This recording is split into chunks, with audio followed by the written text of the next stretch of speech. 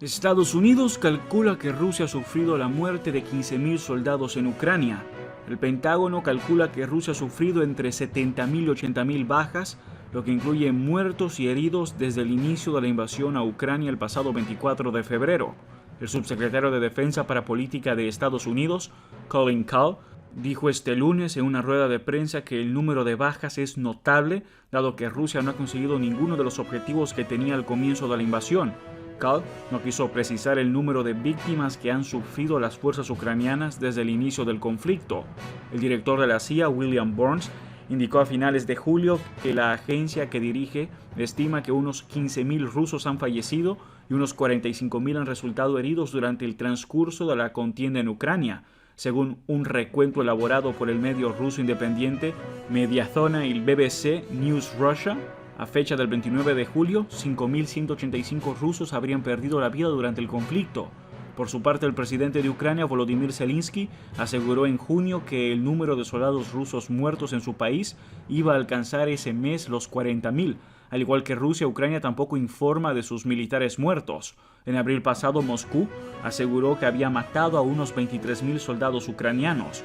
Respecto a los civiles, de acuerdo a las cifras ofrecidas por la Oficina del Alto Comisionado de la ONU para Derechos Humanos, a fecha del 1 de agosto, al menos 355 ucranianos han perdido la vida y 1.100 han resultado heridos desde el comienzo de la guerra. Si este contenido es de tu agrado, no olvides comentar, suscribirte, dejar tu me gusta y compartir el video. Ayúdanos a crecer para llegar a más personas. Muchas gracias por tu apoyo. Tiempos turbulentos. Xi Jinping levanta una muralla de defensas para China y para sí mismo. En sus almuerzos informales y privados con los líderes de Estados Unidos, el mandatario chino Xi Jinping solía bajar un poco la guardia y mostrarse más distendido. Pero eso era hace una década, cuando las relaciones entre ambos países eran menos tensas. Xi todavía estaba consolidando su poder y tenía dudas sobre su control sobre el Partido Comunista de China.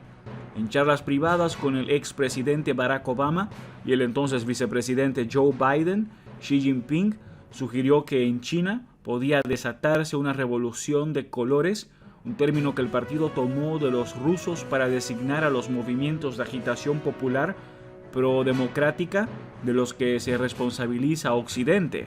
Por entonces, los recientes levantamientos de la primavera árabe en Medio Oriente había agudizado la preocupación de Xi, que sentía que China era terreno fértil para el descontento popular por la corrupción y la desigualdad, dos cosas que su país tenía de sobra.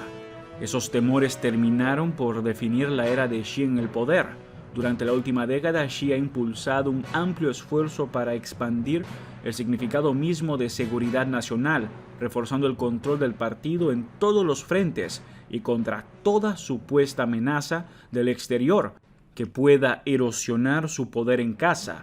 Xi reforzó, centralizó y empoderó a un aparato de seguridad que ya era invasivo, hasta convertirlo en una infranqueable fortaleza de protección para él mismo, y que lo posiciona como el líder más poderoso de China desde Mao y Deng Xiaoping. Xi ha construido lo que llaman un sistema contra todo riesgo, pensado para contrarrestar a un mundo al que considera decidido a coartar a China en lo político, lo económico, lo social, lo militar y lo tecnológico.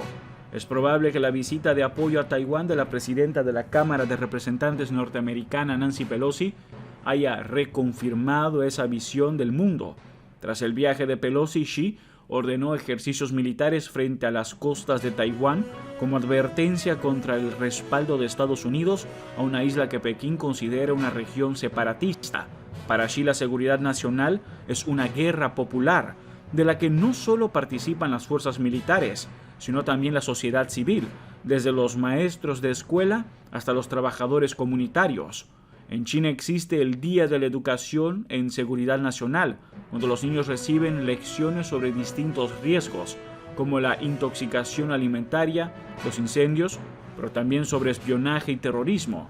En los barrios, los vecinos se han organizado en grupos llamados línea de defensa popular de seguridad nacional, destinados a detectar a posibles disidentes y extranjeros sospechosos. Y desde hace un tiempo, la Secretaría de Seguridad del Estado ofrece recompensas de hasta $15,000 para quienes aporten información sobre delitos contra la seguridad. El viento maligno de las revoluciones de colores no ha cesado, escribió recientemente Wang Lingyi, funcionario del partido, en la Oficina China para Asuntos de Hong Kong, en una nueva revista china sobre seguridad nacional. Es como el virus del COVID muta constantemente. Esas presiones están haciendo de China un país donde la vigilancia puede convertirse fácilmente en paranoia y donde los funcionarios encaran los problemas locales como si fueran obra de subversivos ideológicos y enemigos extranjeros. Hace un par de meses, después de semanas de estar confinados en sus hogares por la cuarentena pandémica, los habitantes de Shanghái salieron a golpear ollas y sartenes en forma de protesta, y las autoridades locales advirtieron por altavoces que esa manifestación pública de ira era fogoneada por oscuras fuerzas foréneas. Fue una acción local espontánea, dice Jia Xiaolong, que fue detenido e interrogado 2 veces por la policía en su casa de Shanghái por salir a cacerolear. Pero en el fondo, así es como piensan los funcionarios ahora, que detrás de cada problema y de cada protesta hay un complot.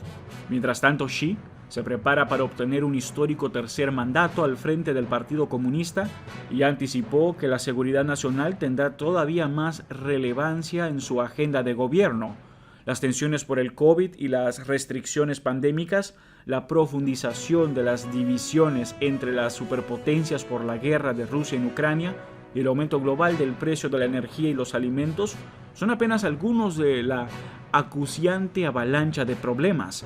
Lo más importante y preocupante es que Xi Jinping ya no hace distinción entre seguridad interna y seguridad externa, dice Daniel Russell, ex diplomático de alto rango que acompañó a Biden a China en el 2011 y es actual vicepresidente de Asia Society Policy Institute. Xi Jinping está decidido a tomar medidas más enérgicas y a utilizar las diversas herramientas a su disposición para hacer frente a esas amenazas y así romper lo que él ve como una especie de acogotamiento y dominio absoluto de parte de Occidente. Nadie puede mantenerse al margen.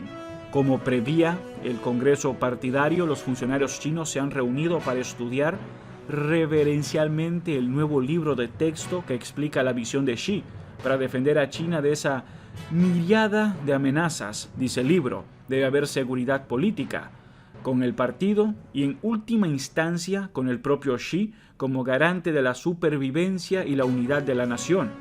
A menos garanticemos la seguridad política, el país inevitablemente se desmoronará, se esparcirá como la arena y el gran rejuvenecimiento de la nación china quedará definitivamente descartado, dice el libro de Xi. También advierte que quienes se oponen al reclamo de China sobre Taiwán son el mayor obstáculo para la unificación de la patria y el peligro oculto más grave para la reunificación nacional. En abril de este año, Ucrania estaba en guerra con los invasores rusos. Shanghái estaba en una cuarentena asfixiante y las tensiones entre Pekín y el gobierno de Joe Biden iban en aumento. Sin embargo, cuando los funcionarios de toda China se reunieron para escuchar las conclusiones de la última reunión de la Comisión de Seguridad Nacional, de lo único que oyeron hablar fue de garantizar la seguridad política, o sea, defender al Partido Comunista y a Xi en la previa del Congreso partidario. En la reunión de la comisión, Xi hizo hincapié en el estatus primordial y la central importancia de la seguridad política, según un breve informe que se conoció en Tíbet, una de las pocas fuentes oficiales que dio detalles del encuentro. El libro ofrece algunas pistas de esa estrategia. Las fuerzas hostiles locales y extranjeras nunca han cejado ni un instante en su estrategia para occidentalizar y dividir a nuestro país, dice una sesión del libro que habla sobre seguridad política. Cada 15 de abril, día en que se conmemora la primera reunión de la Comisión de Seguridad Nacional, en el 2014, a los niños chinos también les inculcan los preceptos de Xi. Este año, en una escuela en Pekín, los niños hicieron dibujos de ciudadanos vigilantes golpeando a villanos enmascarados, A la hora de defender la seguridad nacional, nadie puede ser un mero espectador o mantenerse al margen, decía una presentación en una escuela primaria en el noreste de China.